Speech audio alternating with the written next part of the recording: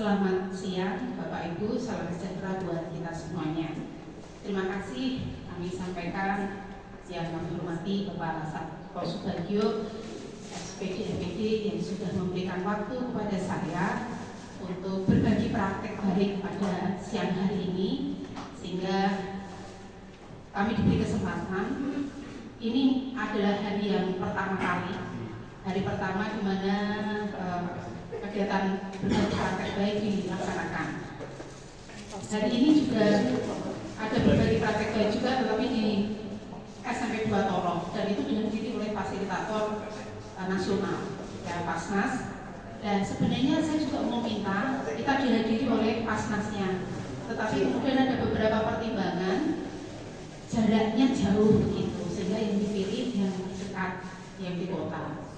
Ya, jadi ini nanti tetap laporan ini atau video ini tetap kami kirimkan untuk bisa menjadi evaluasi. Bapak Ibu yang kami hormati, hasil dari BIMTEK Pasda kemarin di Solo, kami mendapatkan beberapa jurus begitu. Jadi kesannya, nggak apa-apa ya saya di sini ya, kesannya. Nah, nggak apa-apa. Jadi kesannya kayak guru BK ini karena ini jurus begitu, terus di situ ada pendekar istilahnya, jadi kayak harus pintar memainkan jurus-jurus silat begitu. Ternyata pendekar ini, istilah pendekar ini juga bisa diartikan pendekatan karakter begitu. Nah, ada 7 jurus BK yang kami terima dalam BIMTEK itu, 7 jurus BK hebat. Yang pertama adalah mengenali potensi. Jadi jurus yang pertama mengenali potensi anak didik atau murid. Kenapa kita perlu mengenali potensi anak-anak? Sejak awal anak-anak mungkin di kelas 7 belum mengenal tentang kecerdasan mereka, tentang gaya belajar mereka, kemudian pilihan karir di masa yang akan datang seperti apa. Nah, di dalam jurus ini anak-anak akan dibantu untuk mengenali potensi mereka. Nah, untuk membantunya bagaimana? Nah, nanti akan saya sampaikan lebih detail, karena selain 7 jurus BK ini kami jelaskan, nanti 2 jurus yang kami implementasikan itu harus kami jelaskan kepada Bapak Ibu guru, termasuk nanti aplikasinya seperti apa, selain refleksi dan konsepnya. Nah, ini hanya pengenalan sederhana saja. Jadi kenali potensi ini bisa meliputi berbagai aplikasi untuk mengetahui kecerdasan majemuk, kemudian gaya belajar, dan mengenali 3 gaya belajar ini, dan mengenali potensi karir masa depan. Saya sudah share ke grup di sana tadi, itu nanti Bapak Ibu boleh mencoba mengerjakan, ya walaupun mungkin sudah tidak waktunya, tetapi barangkali juga Bapak Ibu belum mengetahui kecerdasan dominan apa yang Bapak Ibu miliki. Nanti dari situ Bapak Ibu pada semua akan mengetahui hasilnya. Oh, ternyata saya kecerdasan dominannya itu ini gitu, dan nanti bisa disesuaikan, sudah tepatkah dengan kecerdasan dominan itu saya memilih karir saya sebagai guru itu sudah tepat, atau mungkin ada bidang lain yang lebih sesuai. Nanti bisa disesuaikan dengan hasil tes kecerdasan Bapak Ibu. Ini tentang jurus pertama. Jurus yang kedua Bapak Ibu yaitu kelola emosi. Baik, pada pengelolaan emosi ini anak-anak dilatih untuk bagaimana bisa mengenali emosinya, supaya tidak sembarangan di dalam mengarahkan emosi. Sekarang ini banyak anak-anak yang gampang tersinggung, bukan tersungging. Saya katakan tadi di 9B, anak-anak, ayo kita berlatih untuk lebih mudah tersungging begitu ya, bukan tersinggung ya, tetapi ini karena anak-anak belum bisa memetakan emosi mereka. Sehingga di dalam jurus ini anak-anak dilatih untuk mengenali emosi-emosi mereka. Boleh nanti saya sampaikan video-videonya ya, supaya lebih menarik dan Bapak Ibu tidak ngantuk. Nah, ini ada emosi-emosi yang perlu dikenal, ada excited, anger, scared, angry, happy, sad gitu. Dan anak-anak harus mengetahui itu. Seringkali kan ketika anak-anak kita tanya ya, apalagi saya ya, ketika konseling, terus sekarang perasaanmu gimana? Anak saja mau mengungkapkan perasaannya saja juga susah, nggak tahu Bu. Tidak bisa kemudian menjawab, saya sedih Bu saat ini, saya kecewa. Nah di dalam jurus inilah anak-anak dilatih untuk bisa mengenali emosi mereka. Kalau sudah mengenali, mereka bisa dilatih untuk mengarahkan.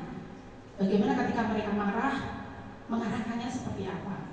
Tentu saja dengan kegiatan-kegiatan yang aktivitas yang positif. Mari kita bisa melihat ya Bapak Ibu video di sini. Sebelum ini, jadi kita perlu mengenal yang namanya dinosaurus gitu ya.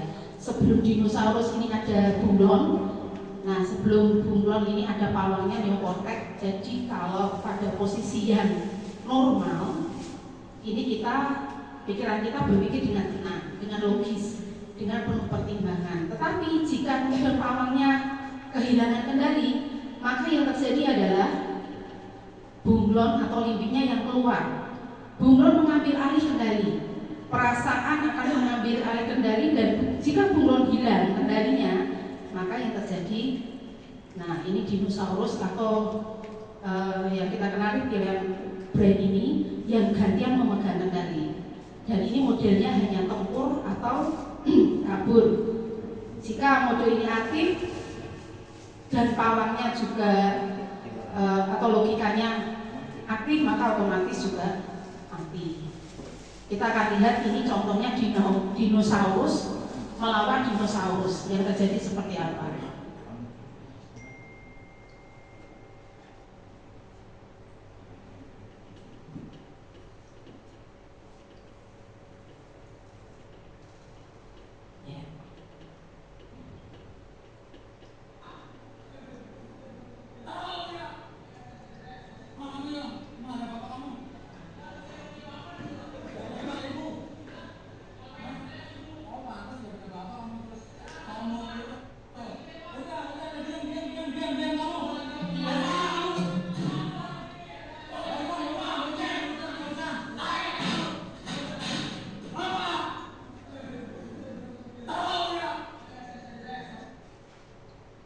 Contoh ya Bapak Ibu, murid dengan guru, kalau dua-duanya sama-sama kehilangan kendali, akhirnya yang terjadi seperti itu, ya, sama-sama panasnya.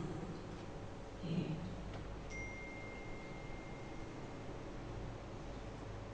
Kemudian kita lihat di sini akan berbeda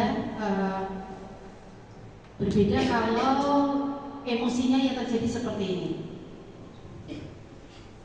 Ini pawang vs dinosaurus.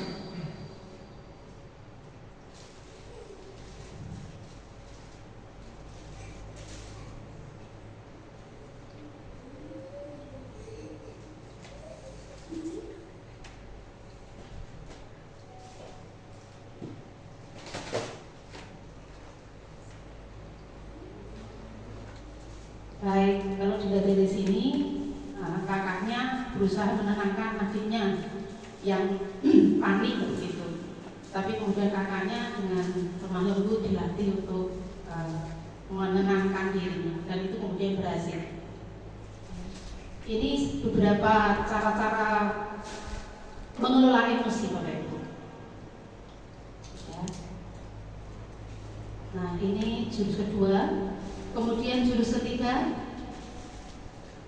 menumbuhkan resiliensi. Ya, apa ini maksud dengan resiliensi? Daya lenting, kemampuan seseorang untuk bangkit kembali.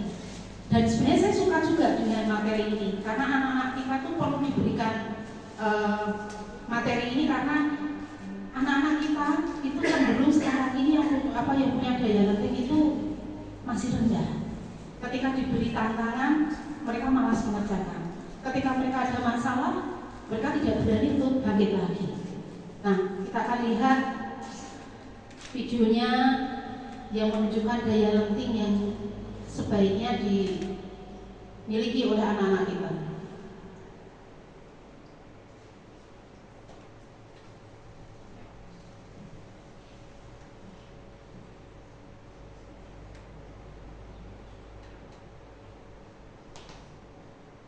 Ini videonya menarik karena ada boneka-bonekanya juga. Tapi mungkin membukanya butuh waktu ya.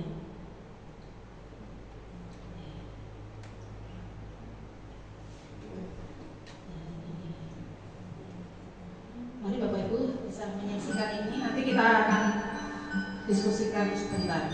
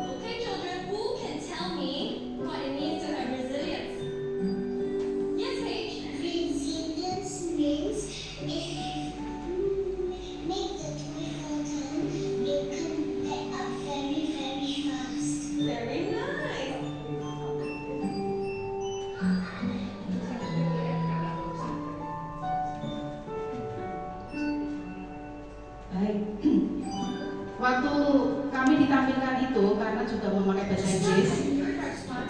Himalaya Dark Spot Turmeric Cream reduces dark spots in 7 days. Yang menjadi fokus kami bukan masalah, kami hanya mengira-ngira tahu tentang itu, tetapi justru kami kemudian saling bertanya, kira-kira membeli mainannya di mana gitu kan? Kita pengen punya mainan seperti itu yang nanti bisa dikembangkan juga ke anak-anak. Nah, tadi mungkin guru bahasa Inggris bisa menyampaikan ya, karena ada beberapa kalimat di situ. Pak Tri atau Bu Evi, monggo Bu. Tadi yang dilihat seperti apa begitu kan, monggo Bu, tentang resiliensi.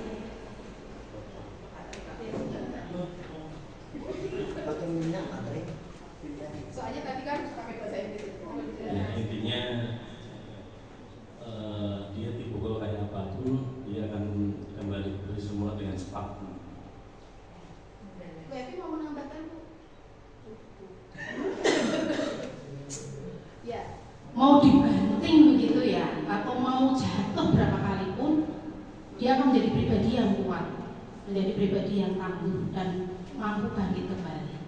Intinya di situ. Masih ada banyak video-video, tapi karena masih ada beberapa jurus yang kami jelaskan, ya termasuk ini yang penting. Mengapa daya ketik makin penting?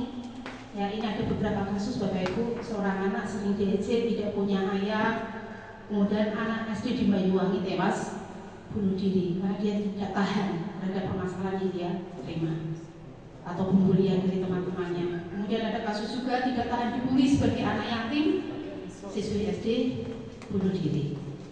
Ada juga siswa SMP bunuh diri saat HP disita. Saya pernah mengalami itu, tetapi bersyukurnya anaknya nggak sampai bunuh diri. Tapi ketika saya menyita HP anak, ketika anak di rumah saya kunjungi, anaknya nggak mau sekolah, itu dia mengamuk. Jadi pintu-pintunya dijulir begitu. Ketika HP-nya saya minta. Nah ini karena dia nggak punya daya lenting yang bagus begitu. Nah ini seperti pemikiran fixed mindset atau growth mindset Bapak Ibu Guru sudah kita pernah terima dari Pak Agus begitu ya. Nah ini juga Bapak Ibu, ujian itu menghancurkan resiliensi. Lalu apa yang dibutuhkan? Kalau bukan ujian, katanya kita harus menguji juga, memberikan apresiasi pada anak. Tapi ternyata itu nggak cukup Bapak Ibu. tidak cukup hanya dengan pujian, tetapi dengan dukungan. Kalau pujian itu hanya berhenti di situ, wah kamu cantik, wah kamu hebat, selesai. Tetapi kalau dengan dukungan, kita akan membuat anak ini kemudian lebih spesifik dan fokus pada perilakunya. Ya, kemudian dia fokus pada usaha dan progres. Jadi tidak hanya berhenti di situ. Nah, ini ada perbedaannya pujian dan dukungan. Ya, kemudian kalau pujian fokusnya anak hanya pada kesempurnaan hasil. Yang penting nilainya bagus, selesai. Tetapi kalau kita memberi dukungan, anak ini akan fokus pada usaha dan pertambahan gitu, usaha yang semakin baik. Ya. Ini ada langkah-langkah bagaimana menumbuhkan resiliensi. Ya. Tapi kita lanjutkan dulu Bapak Ibu untuk yang jurus keempat. Ini adalah jurus kedua yang saya implementasikan ke murid-murid. Kenapa saya mengambil jurus ini? Karena saya melihat bahwa anak-anak kita perlu adanya perubahan kebiasaan. Ya, anak-anak kita masih seringnya tidur itu terlalu malam, bangunnya terlalu siang. Sehingga dengan mengamati hal seperti itu, saya perlu menerapkan jurus keempat ini, yaitu jaga konsistensi. Ya. Nah, untuk menjaga konsistensi ini, Bapak Ibu, ini kita perlu menumbuhkan kesadaran kepada anak, bukan karena paksaan. Salah satu contohnya ini tokohnya si Emon. Kita lihat nanti apa yang dilakukan Emon. Sholat dulu, Intan, sholat. aja. Paham, Bapak Ibu? Emon tadi bagaimana? Dia sebenarnya merencanakan mau sholat, tapi begitu ada ibunya yang teriak, ya, Emon sholat. Lalu apa yang kamu lakukan? Tar dulu Artinya sebenarnya Emon sudah punya kesadaran, tetapi begitu ada yang menekan gitu, dia akhirnya males Karena yang dibutuhkan adalah aktualisasi diri. Dia maunya gitu dengan kesadaran sendiri gitu. Ya. Nih. Jadi sesuatu perilaku kalau itu didasari oleh kesadaran sendiri, itu hasilnya pasti juga lebih baik dibanding dengan paksaan. Anak-anak dipaksa itu sifatnya hanya sementara. Anak-anak kita ini contohnya, kalau ada gurunya, bajunya pada dimasukkan. Tetapi ketika nggak ada gurunya, banyak anak-anak di kelas bajunya pada dikeluarkan. Artinya anak-anak melakukan atau memasukkan baju yang rapi itu bukan karena kesadaran, karena paksaan. Nah, maka jurus ini yang saya ambil Bapak Ibu untuk dengan tujuan anak-anak nantinya punya kebiasaan yang baik. Hal lagi yang perlu diketahui ini sesuatu yang bagus juga bagi kita untuk pendidik, dari Kak Seto. Mungkin juga sudah ada yang pernah melihat. Yang mana jangan mimpi punya anak penurut, kita justru akan frustrasi. Mimpi punya anak yang mandiri dan bisa bekerja sama.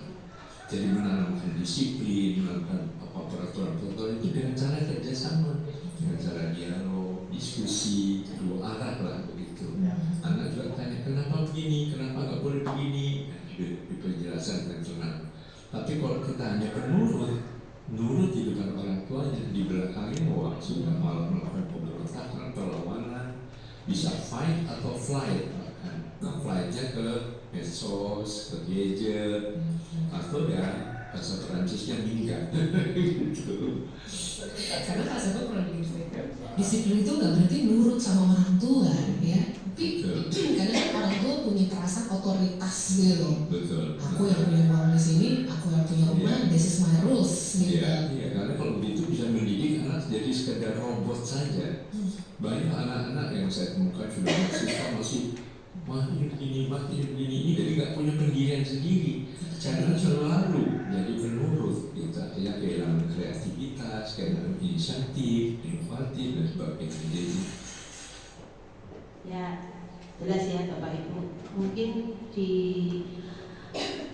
pemikiran orang tua kadang-kadang juga akan bangga, masih mikirnya bangga kalau anaknya nurut. Anakku di rumahmu, nek tak apa-apa yo gelem, nek omah yo gelem kerja. Nah, akhirnya seperti murid kita kan juga ada di situ. Di sekolahan sering banyak ulah ketika kemudian kami konfirmasi ke orang tuanya kemudian menyampaikan, Bu, nek ten yo niku bocah niku apik, Bu. Mboten nate bikin ulah, mau kerja. Tapi kenapa nih? Kok di sekolah mesti baik dari ulah? Bahkan kemudian di akhir kasus yang terakhir itu ketika saya sampaikan ke ibunya sudah angkat tangan. Bu, saya sudah angkat tangan. Kalau anak saya bikin ulah lagi atau masalah di sekolah, monggo terserah sekolah. Dan terus kita bagaimana? Kalau kita mengeluarkan, jelas anak ini nanti masa depannya hancur. Jadi kita tetap pendampingan ke anak itu, sering ke ruang BK nggak apa-apa. Tapi paling tidak kami bisa memantau kondisi dia. Hari ini juga ke BK, tangannya penuh dengan pulpen orek-orek di tangannya, jadi membuat kayak tato-tato. Tadi terus saya kasih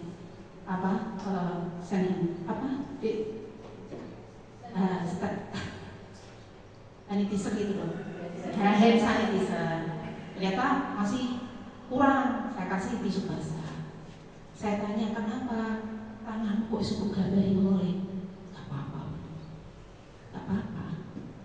Gabut, gak tahu.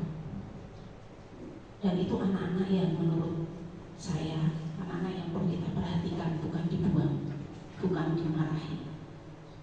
Walaupun kadang saya jengkel juga, tetapi kita punya tanggung jawab pada anak-anak kita yang sudah sekolah di sini. Ya. Baik, ini tentang kebiasaan. Nah, ini hubungannya dengan jurnal kebiasaan ya, kebiasaan Indonesia Hebat yang itu sudah kita jalankan. Nah, salah satunya di situ kan juga ada bangun pagi jam berapa, kemudian orang tua tanda tangan gitu. Dan untuk yang kemarin kami minta anak-anak untuk membuat rencana juga atau happy tracker itu untuk 7 hari ke depan kamu mau tidurnya jam berapa. Jangan terlalu idealis membuat perubahan. Contohnya nih, kalau kita membuat perubahan yang terlalu berat begitu, wah misalnya ini ya, pokoknya saya mau lari sehari 10 km. Hari pertama oke, hari kedua oke, hari ketiga mulai menurun, hari keempat menurun, akhirnya udahlah capek jebule. Ya. Nah kemudian ketika kemudian kita menyesuaikan dengan kondisi kita, jadi ketika kita merencanakan suatu perubahan, itu kita perlu ingat bahwa yang namanya dinosaurus tadi atau reptilian brain otak kita itu juga nggak mau diam. Ya, dinosaurus ini juga tidak mau tinggal diam. Ketika kita merencanakan perubahan yang besar, dia akan terbangun, kemudian melemahkan kita, akhirnya terus berhenti. Nah, berbeda ketika kita merencanakan hal yang sedikit demi sedikit. Besok saya mau jalan sehari 1 kilometer dulu. Nah, ini dinosaurusnya tetap anteng nih, karena kita membuat suatu perencanaan yang tidak begitu berat, ya. Nah, bahkan justru malah yang dihasilkan, yang awalnya mau 1 kilometer saja jalannya, kok enteng ya 1 kilometer ya, wah saya tambah lagi nih. Nah, karena kita membiarkan dinosaurus ini tenang, tidak terlalu perubahannya tidak terlalu drastis begitu. Nah, kemudian ini sedikit demi sedikit lama-lama menjadi bukit, sehari benang setahun sebagainya. Jadi kalau melakukan perubahan jangan terlalu drastis. Seperti juga untuk pembiasaan atau habit tracker, anak-anak saya minta kamu biasanya tidur jam berapa? Ada jam 10, ada jam 12. Ya, coba buat susun rencana kebiasaan tidurmu lebih awal, dikurangi dikurangi sedikit hari pertama, hari berikutnya ditambah lagi sedikit, sampai akhirnya itu menjadi kebiasaan, menjadi rutinitas. Ya, nah, ini juga ada kita diskusikan kemarin apa yang menyebabkan tidur mereka telat, biasanya main HP. Apa dampak dari tidur telat dan begadang? Mereka tahu kondisi fisiknya menjadi tidak fokus, ngantuk di kelas dan sebagainya. Nah, manfaatnya apa kalau tidur cepat? Mereka juga mengetahui, cuma mau melakukannya itu yang susah. Maka kita memberikan inspirasi pada mereka kalau mereka bisa tidur lebih awal itu sebenarnya menguntungkan bagi mereka sendiri. Jurus yang berikutnya adalah jurus kelima, yaitu jalin koneksi. Jalin koneksi. Nah, ini adalah tujuannya antara guru BK dan guru non BK atau guru mapel boleh mampu menjalin koneksi dan melakukan komunikasi empati dalam memberikan dukungan awal kepada peserta didik sesuai dengan kebutuhan psikologis. Tadi dari awal saya menyampaikan guru BK itu nggak bisa bekerja sendiri, tetapi harus bekerja sama. Apalagi mungkin saya sebagai guru BK bukan guru BK yang baik, bukan guru BK yang menguasai semuanya, tapi saya memerlukan panjenengan semuanya untuk bisa bekerja sama dalam rangka menumbuh kembangkan potensi anak, membuat anak-anak nyaman belajar di sekolah ini. Ya, ini jalin koneksi. Bagaimana kita bisa juga menjadi pendengar yang baik buat anak-anak, yang mendengarkan kebutuhan mereka, yang tidak menyela, yang tidak menghakimi, yang tidak memotong, gitu ya. Nah, ini perlu kita latih juga sebagai pendidik. Keterampilan membuka percakapan, bertanya, keterampilan respon, keterampilan refleksi, dan keterampilan menyimpulkan, ini beberapa keterampilan yang harus dimiliki di dalam mendengarkan aktif. Nah, kalau jurus ini ada istilah juga segitiga restitusi. Saya yakin Bu Evi, Pak Yudi itu waktu CGP itu ya Pak, sudah ada itu segitiga restitusi, sudah familiar. Jadi ketika ada anak yang bermasalah, yang pertama kita menstabilkan identitas, ya, kemudian memvalidasi tindakan salah dan menyayangkan keyakinan.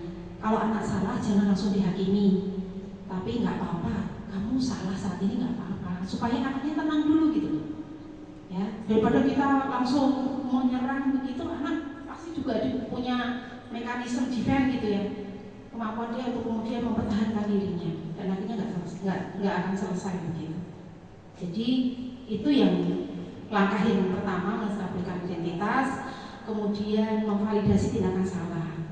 Ya, tentu dibalik kesalahan itu pasti ada alasan-alasan yang mungkin patut kita dengarkan.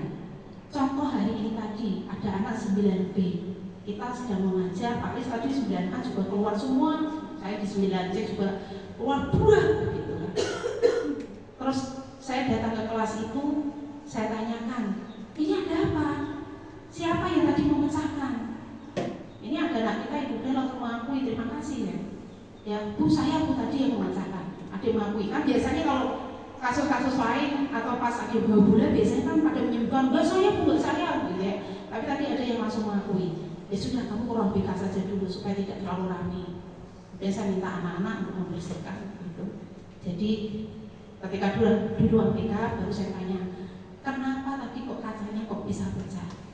Itu saat tadi di kelas itu sungguh, Bu. Terus dia berusaha membuka jendela. Nah, engselnya memang saya lihat, engselnya itu sudah gapuk, begitu sudah berkarat, sehingga begitu didorong ambrol. Ya. Terus saya tanya, terus karena ini pecah, terus kamu tanggung jawabnya apa, Rem? Saya ganti, Bu, nanti. Oke, kamu sampaikan dulu ke bapakmu, rumahnya di situ. Sampaikan ke orang tuamu, kalau mau mengganti silakan. Itu kayunya boleh saya bawa pulang, silakan. Nanti biar dari bapakmu nanti kesini sudah terpasang kacanya, tinggal membawa engsel dan dipasang. Ya, anaknya sudah mau bertanggung jawab. Jadi memvalidasi tindakan salah itu kita perlu mendengarkan alasan dibalik suatu sikap atau perilaku. Dan yang ketiga kemudian menanyakan keyakinan. Di sini kita mengajak siswa untuk merefleksikan nilai-nilai yang mereka pegang, ya. Dan kita minta tuh anak belajar juga dari kesalahan mereka. Oh ternyata, lah teman-teman nggak bilang kok bersama saya kalau itu aksennya sudah rusak. Ya makanya ketika kamu mau membuka jendela, lihat dulu kondisinya. Jendelanya itu masih bisa dibuka atau enggak, atau ada kerusakan. Ya kita membantu anak-anak untuk belajar dari kesalahan mereka. Baik, ini masih ada 2 jurus lagi Bapak Ibu. Jurus berikutnya adalah bangun kolaborasi. Nah, tujuannya guru BK dan guru kelas atau guru mapel menguasai kompetensi sebagai penghubung partisipasi semesta antara keluarga, sekolah, masyarakat, dan media serta berbagai pihak dalam melaksanakan proses bimbingan karakter dan pengembangan potensi murid secara maksimal. Ini membangun kolaborasi. Ya. Ini ada pembagian peran tersendiri, peran guru BK dan guru kelas atau guru mapel ya. Kalau peran guru BK itu peran utamanya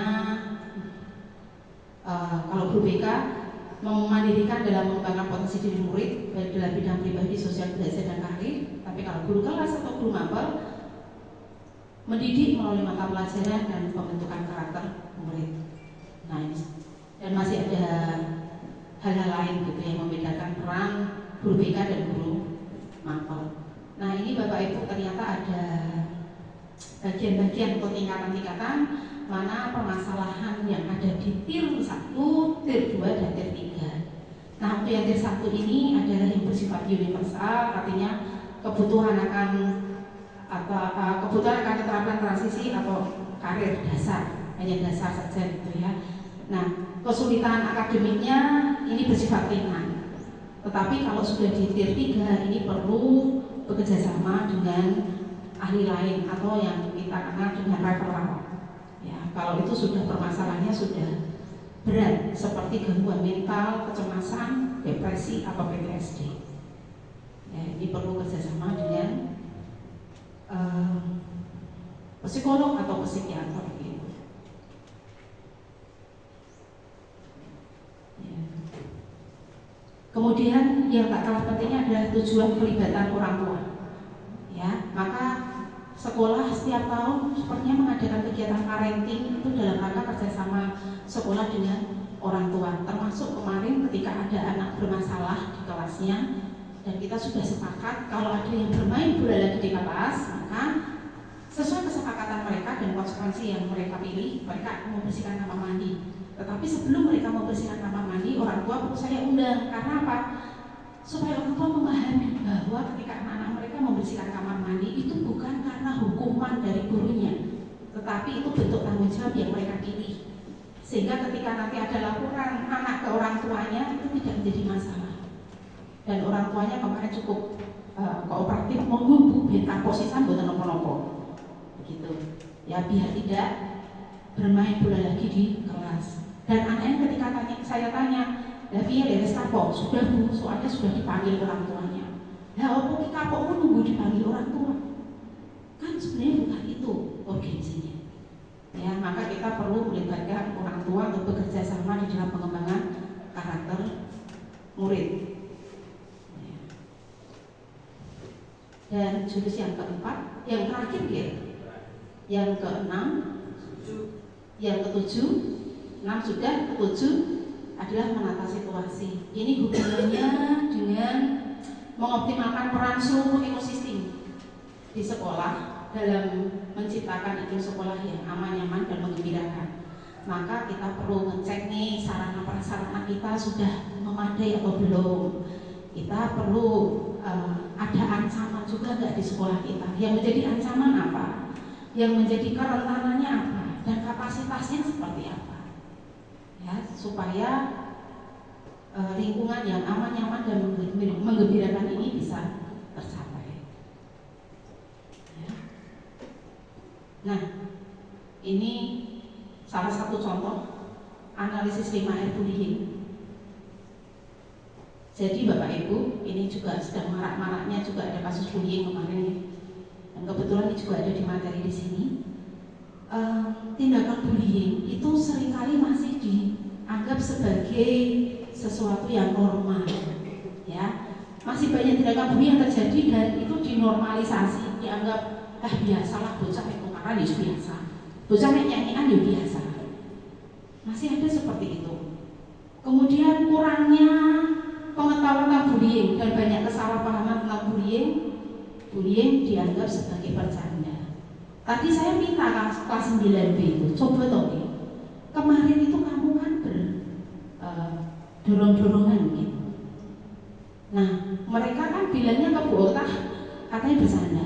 Bilang saya juga bercanda, tetapi Bu Dari yang melihat itu bukan bercanda. Saya kemudian meminta ayo coba rekonstruksi, reka ulang gitu. Jadi kejadiannya di depan papan tulis itu mereka saling dorong-dorongan. Dan saya katakan, nggak bisa, itu kamu katakan candaan. Kalau lagu kriwian jadi grojokan, hal yang kadang kamu anggap bercanda itu jadi tenanan. Ya nggak bisa kalau kamu tuh saling mendorong begitu dorong-dorongan, nanti kamu saya katakan tembok itu akan jadi masalah. Ya. Kadang-kadang anak kita juga begitu, cuma bercanda Bu. Dan ketika saya tanya di beberapa kelas masih ada anak-anak yang memanggil nama temannya dengan nama orang tuanya, masih. Kelas 7 juga tadi 7B juga saya tanya masih. Ya. Kemudian tidak ada kebijakan sekolah yang sistematis untuk mencegah bully. Ini hanya ada tindakan reaktif saat ada bully terjadi, setelah itu hilang lagi. Kalau kayaknya nggak ada pembulian, tenang saja. Gitu ya. Baru kemudian ketika ada bully kita bergerak reaktif. Dan setelah itu hilang lagi. Kebanyakan murid berperan sebagai penonton pasif yang membiarkan dan menormalisasi bully. Guru dan organisasi murid tidak berperan besar dalam penanganan bully. Seringkali saya katakan anak-anak, kalau kalian melihat ada temanmu misalnya ada masalah atau berkelahi, segera laporkan, bukan hanya diam atau malah ngompor-ngompori. Itu yang terjadi di SMP 1 Geyer. Ya. Ada anak yang bermasalah atau mereka berkelahi, yang lain ngompor-ngompori. Tadi saya juga ditelepon sama kepala sekolah Satap begitu. Di sekolah beliau itu malah terkenal dengan istilah senggol bacok. Anak-anak sini lebih ngeri Bu. Hampir setiap hari itu ada anak yang berkelahi. Ya, gampang tersinggung. Kalau sudah tersinggung mereka kemudian berkelahi, dan ketika menyelesaikan masalah itu dengan tidak berkelahi dianggap nggak seru. Yang seru ya kudunya berkelahi. Maka mindset ini yang perlu diubah dari pemikiran anak-anak kita. Ya. Kemudian tidak ada kerjasama dan koordinasi khusus antara pihak sekolah atau pihak sekolah dengan organisasi masyarakat atau tim ahli yang punya keahlian dalam pencegahan bullying. Nah, ini menjadi beberapa pertimbangan bagi sekolah, bagi kita semua untuk menyikapi supaya bullying ini tidak semakin berkembang, tetapi sepertinya untuk menghentikan tidak ada bullying itu juga sangat susah. Ya, tetapi paling tidak kita meminimalisir sehingga akibat-akibat yang fatal tidak ada atau tidak terjadi di sekolah kita. Demikian Bapak Ibu 7 jurus BK yang bisa saya sampaikan. Tapi ada satu hal, kita kembali lagi ke jurus 1 ini untuk melaporkan bahwa hasil implementasi kami ketika menyampaikan jurus ini ke anak-anak. Yang pertama, anak-anak merasa bahagia. Ya, tadi sudah saya putarkan belum Pak? Sudah belum ya? Nah, anak-anak kalau putarkan video itu senang. Bapak Ibu guru kayaknya juga sama. Supaya anak tahu. Video yang lain Pak? Oke.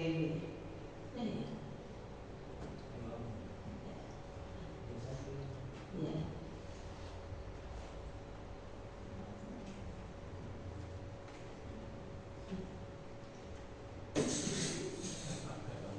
Pakai, saya pakai juga Pak. Pakai Pak.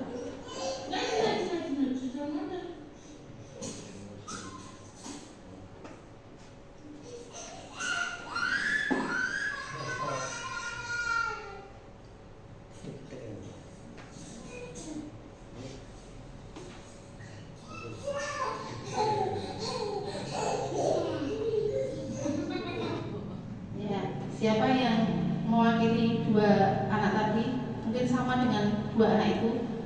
Bisa yang pertama responnya langsung panik, ya, kemudian nangis, teriak. Tetapi respon yang anak kedua tadi, dia dengan tenang mencari jalan keluarnya, mengatasinya, ya. Nah, ini masalahnya sama, tetapi responnya menjadi berbeda. Mengapa bisa berbeda? Nah, di sini Bapak Ibu disebut kecerdasan itu jika perilaku berulang, ada kreativitas, ada pemecahan masalah. Ya. Maka itulah yang disebut dengan inteligensi atau kecerdasan. Ini ada cerita tetapi terlalu lama.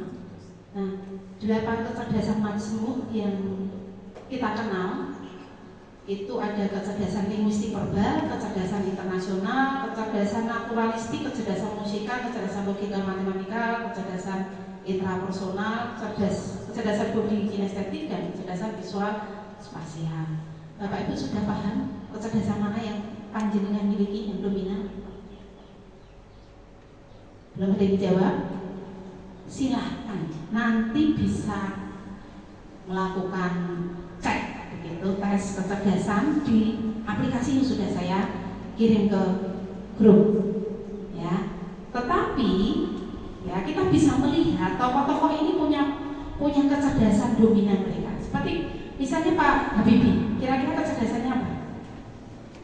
Logika matematika. Kemudian ini Iwan Fals, kecerdasannya biofisika. Ini Avandi, ya, kecerdasannya visual spasial, ya. Dan kecerdasan ini Pak Busanian Arifin juga logika, kan dulu Menteri Keuangan, ya. Ya, tuh. Yang lain ini Bu Gita Kartini, ini mungkin kecerdasannya apa ya Pak? Linguistik verbal mungkin Pak, Buni Topang. Karena dia juga banyak menulis surat begitu, ya. Nah, ini yang atletik berarti kecerdasan bodi kinestetik, ya. Nah, ini yang saya kenalkan ke anak-anak, dan waktu itu mereka saya izinkan membawa HP, tetapi pagi hari dikumpulkan dulu. Kemudian pada saat pelaksanaan kegiatan mereka saya pastikan dulu koneksi internetnya bisa aktif, dan ketika mereka mengisi itu juga asik, ya. Setelah mereka mengetahui, mereka menuliskan dalam kertas, ditempelkan gitu ke papan karena itu masih ada, ya.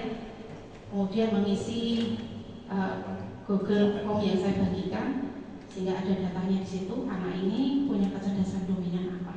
Nah, setelah anak-anak ini mengetahui kecerdasan dominan yang mereka miliki, saya minta anak-anak untuk merencanakan pilihan karir mereka.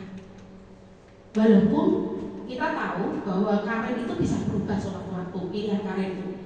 Awalnya dulu saya rencananya pengen jadi ahli bahasa asing. Udah mendaftar di misalnya di Sekolah Tinggi Bahasa Asing STBA di Semarang. Tapi kemudian perjalanan mengubah karir saya. Ada banyak pertimbangan, ya. Sehingga kemudian menjadi guru BK. Mau jadi psikolog, tapi aduh ini kok saingannya banyak gitu. Jadi ada beberapa pertimbangan yang bisa mengubah, tapi paling tidak anak-anak sudah punya kesempatan untuk merencanakan pilihan karir mereka. Sehingga kemudian pilihan karir itu kemudian saya lihat, oh ada yang ingin jadi pengusaha, ada yang pengen punya usaha soundboard, itu juga ada. Kemudian ada yang ingin jadi guru BK. Saya pikir, kok nggak ngerti kok Cah, mau guru BK, makanya kamu milih gitu, ya. Ada yang milih jadi sebagai guru juga, ada yang bidan, ada yang pengusaha bos muda begitu. Paling tidak mereka sudah merencanakan itu, ya.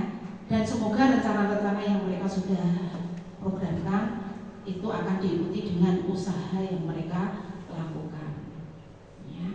Termasuk nanti gaya belajar, kalau Bapak Ibu memang membutuhkan, nanti kita bisa bekerja sama, karena untuk mengenali gaya belajar anak kan itu juga penting, sehingga Bapak Ibu guru di dalam menerapkan pembelajaran di kelas itu juga menyesuaikan gaya belajar anak-anak seperti apa di kelas itu, ya. Demikian Bapak Ibu yang bisa saya sampaikan untuk referensinya tadi, ya. Kalau kelas 7 tes ini saya sampaikan di kelas 7 biasanya referensinya atau rekomendasinya itu untuk pemilihan ekstrakurikuler. Ya, tapi karena kemarin saya menyampaikannya di kelas 9, itu saya rekomendasinya untuk merencanakan profesi masa depan. Ya. Mungkin sebelum saya tutup ada yang mau disampaikan Bapak Ibu? Cukup nggih? Kalau sudah cukup, saya sampaikan terima kasih yang sedalam-dalamnya. Semoga nanti di waktu lain kita bisa diskusikan lagi kalau ada hal-hal yang perlu kita bahas kembali. Bila ada kesalahan atau kekurangan, saya mohon maaf sedalam-dalamnya. Wassalamualaikum warahmatullahi wabarakatuh.